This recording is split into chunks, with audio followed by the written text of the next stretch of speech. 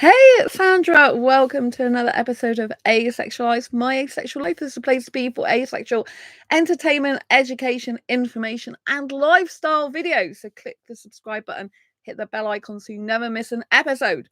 So I'm going to be doing a brief movie review today of the film Wish. And I have to say that the movie Wish brought tears to my eyes. This is something I saw on February the 14th for International Celebrate Being Single Day at the cinema. And I'm not too well at the moment, so I've got a chest infection. And when I'm not well, I kind of like get more emotional anyway. I don't know if that's you, but that's how it is for me sometimes. So I'm worse now than I was then. So I was okay to go out then, but yes, I've got progressively worse, but I'm still smiling, so that's good. So let's crack on with the movie review. So if you have not seen the movie yet and you don't like spoilers, please do not watch this video because I'm going to talk about the movie quite in depth to a certain extent, right? So please don't watch this video until afterwards if you don't like spoilers. If you love spoilers or you want to know what happens before you go and see it, please stay tuned. So Asha is a girl who wants to be the king's apprentice. Now, the king is a powerful, like, sorcerer, or so we think.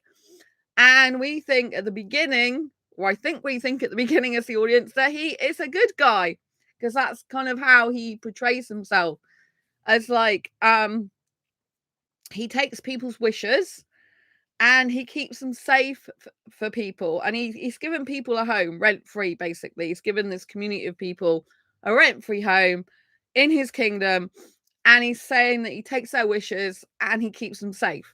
Now, this was really interesting because the wishes are put into like these baubles. I'm gonna have to keep drinking, by the way, throughout this because I got really bad chest. So he collects the wishes, and they're in like these bubbles, like these baubles they look like, which reminded me of Wishmas, because I went to the experience in London in January called Wishmas. It was cheaper to go after Christmas than before Christmas. And in Wishmas, it's a live experience where they have actors and actresses. And it's like the Wish Factory where they collect wishes in Christmas baubles, basically. And so it was really weird to see the movie Wish and then think about Wishmas, that they both tie in together. It's like the Wishmas adventure experience brought to life Wishmas in reality. It was very strange. I'm like, hang on a minute, I've seen this before in the Wishmas factory in London. You know, the where they collect the wishes.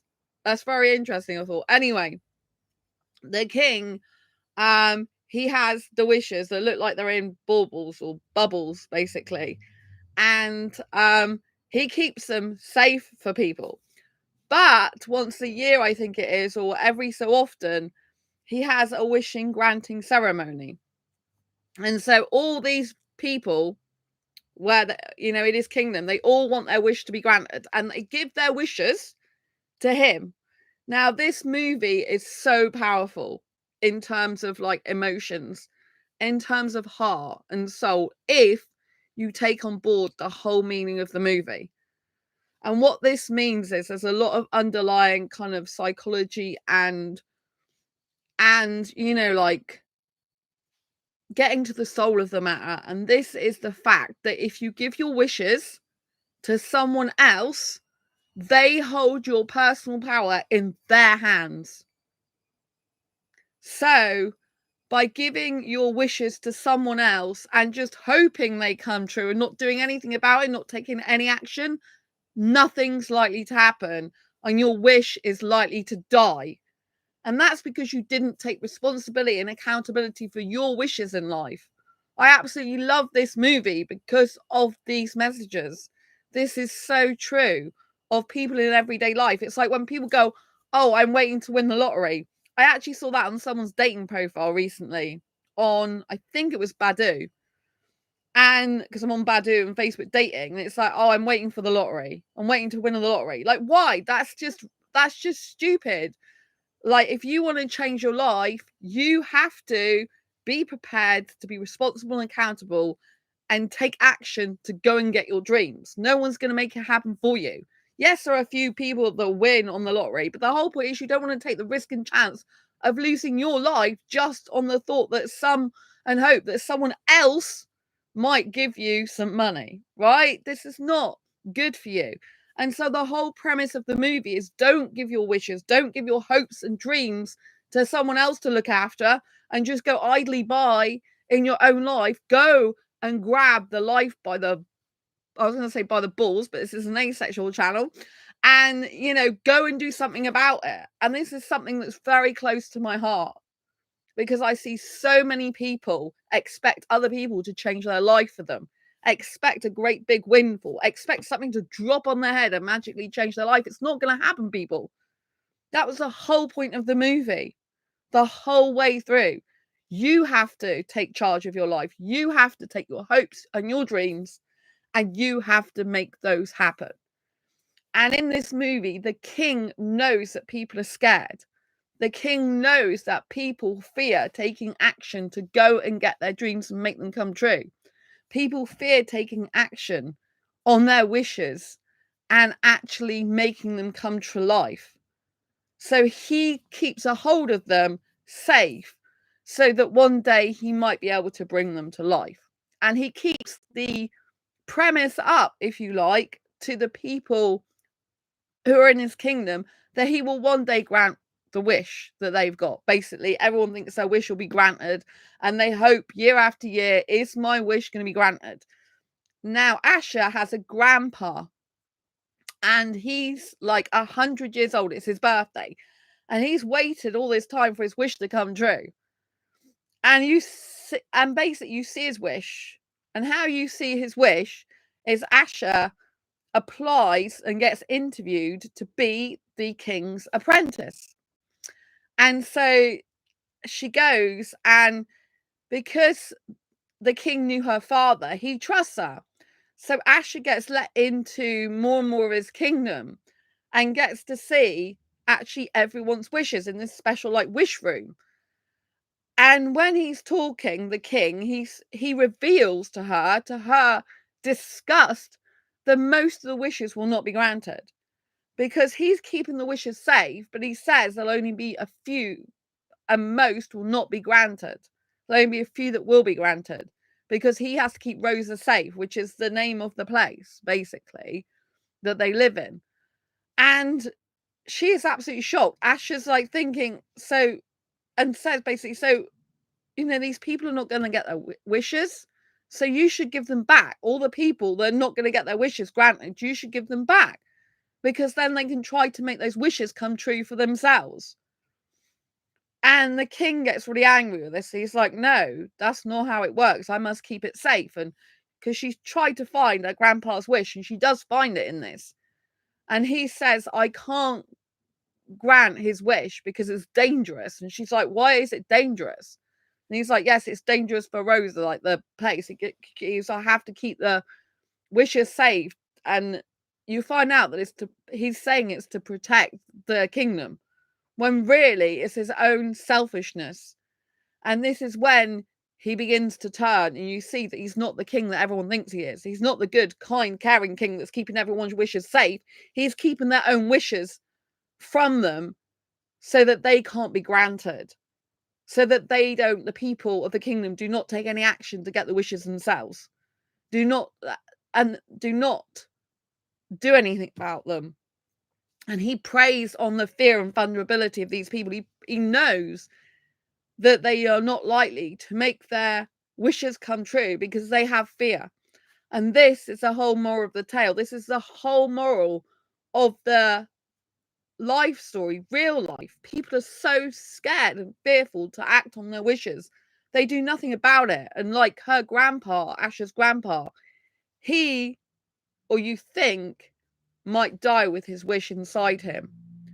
So Asha, having found out that most people's wishes will not be granted, she's horrified and disgusted. And she decides that she's got to change this. She is one girl in all the kingdom. No one else understands this apart from the king has a wife, the queen, right? And so the queen is, you see throughout the movies, has got a beautiful heart. She's really kind and caring. She does love her king. She does love her husband. However, he starts to turn horrible. So what happens is Asha leaves the kingdom, not having got the job, and she goes to a grandpa that, this, and I think it's grandpa's wife. So I think she lives with her grandparents, but I wasn't quite sure if the other person is the mother or the grandma. I think it's a grandma, as far as I can understand. I think. So the grandpa and the other person, which I think was a grandma, but you can correct me if you've seen the movie and I'm wrong on this. She tells her grandpa anyway. She tells both these people what she's seen and that she can't just stand by and let it happen.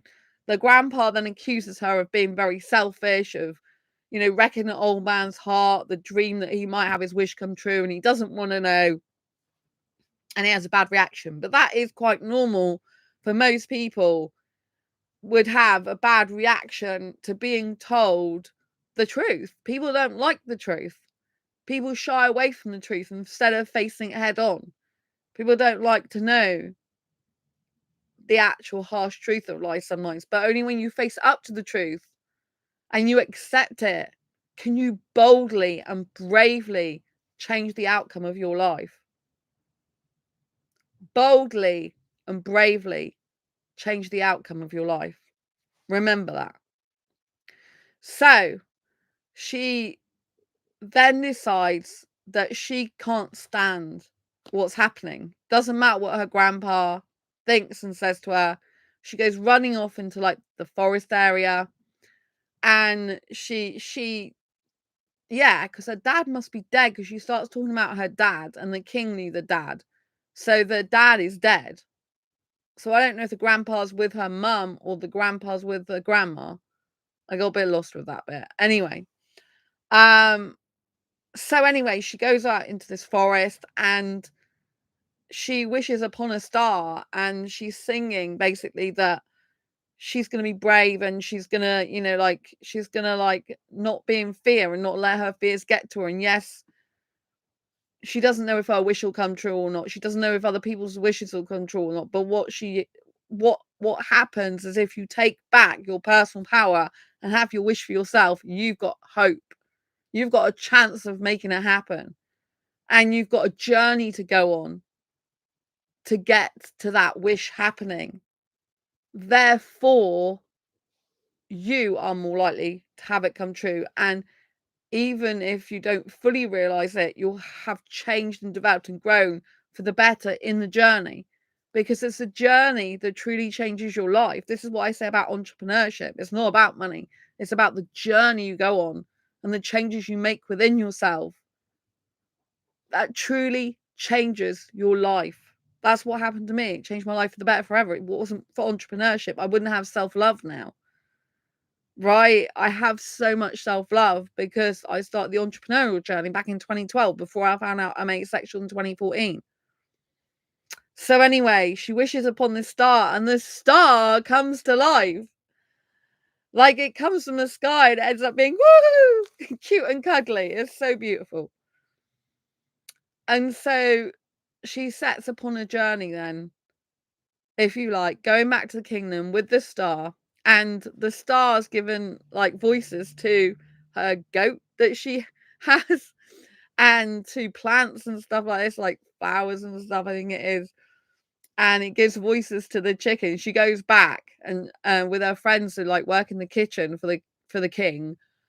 And she's trying to hide the star in the chicken coop with the goat that now talks.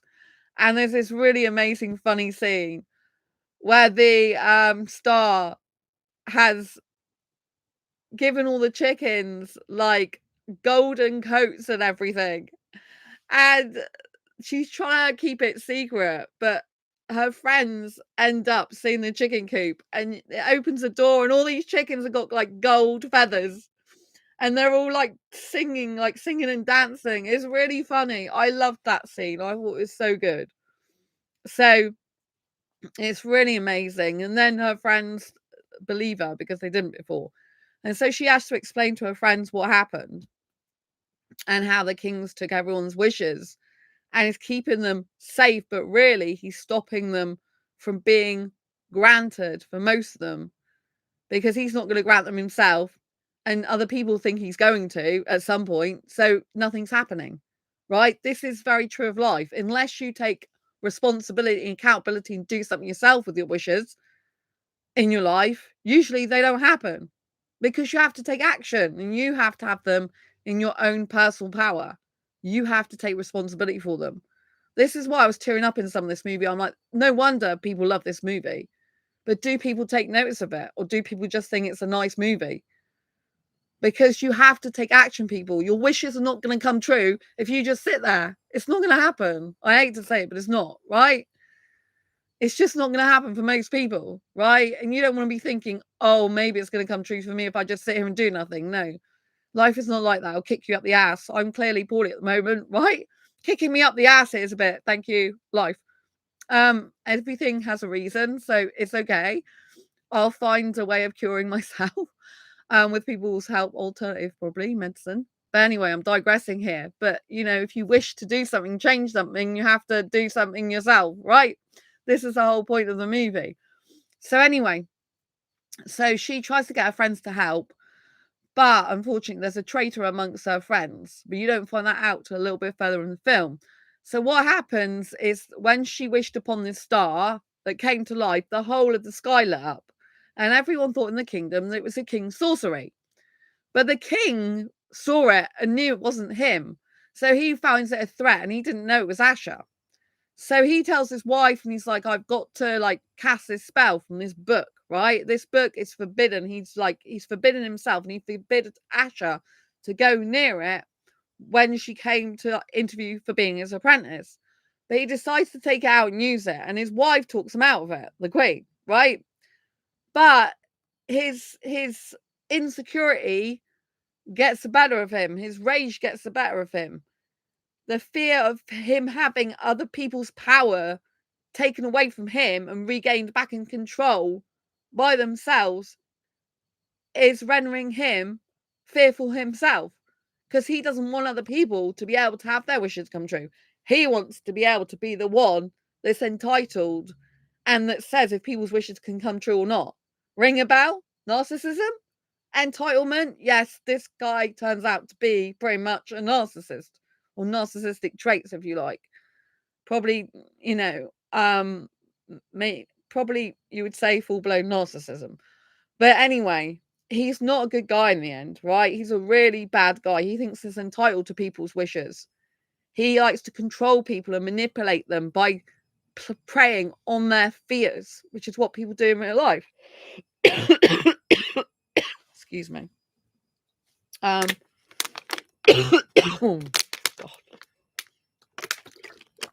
So, when Asha actually has this star, she has a lot more power than she did before. And so, I don't know. I'm really coughing now. It's not good. So the king sees her as his rival and something that's got to be destroyed, basically. So, oh God. To cut a long story short, because I'm coughing, he casts a spell, turns really evil. One of Asha's friends, excuse me, who everyone thought was boring, actually ends up helping the king. The king turns this guy friend into more like a zombie type of person in his guard, and gives him special powers to be almighty and fearless, which he isn't portrayed as in everyday life. He's portrayed as boring and fearful. And and he ends up trying to take over the whole kingdom with evil magic. And Asha's friends didn't believe her at first, but then they really realized that the king is evil and that she was trying to protect the whole of the kingdom. And she was trying to stop him from keeping the wishes and free the wishes. So she enlists Star, and even the Queen helps in the end, and her friends, to try and get all the wishes released back, and give them back to the people. And the whole premise of the movie is people can have their own wishes back then to do with what they please. And the whole premise of the film is we create our own destiny in life. We don't or shouldn't give our personal power, which is our hopes, our dreams, our wishes, to other people and put the emphasis on them to take control of that and to either make them happen or not. The emphasis is very much we need to regain and take back control of our own lives, our own destiny, and create our own destiny as much as possible. And then the rest is up to fate and destiny. And yes, it can be a fearful, scared thing to do that, but it's better to do that and have hope and the joy of the journey of trying to achieve them, whether you achieve your wishes or not, than it is to live with regret and be 100-year-old man that never has his dream met. Although this old man, this 100-year grandpa, actually does make his own wish come true in the end. I'm like gonna nearly tear up, So never ever give up on your dreams, but don't give them to someone else. Keep the power for yourself and please make your own wishes come true. Because you're the only one who ultimately has the power and authority to make your wishes come true. You're the only person who's you. And if you give your personal power away to someone else, they can always control you. They can always control you, I said, yeah, and they can always manipulate you. They can make you be like a puppet on a string, playing to their tune. You don't want to be like that, right? You want to take control of your own life and make your own wishes come true. You want to keep your wishes for you. Yes, you can have other people help you along the way, but help is not the same as them being in control of your wishes. So anyway, my voice is going. Love you lots. Don't forget to subscribe and hit the bell icon so you never miss an episode and make your own wishes come true. Lots of love. Bye.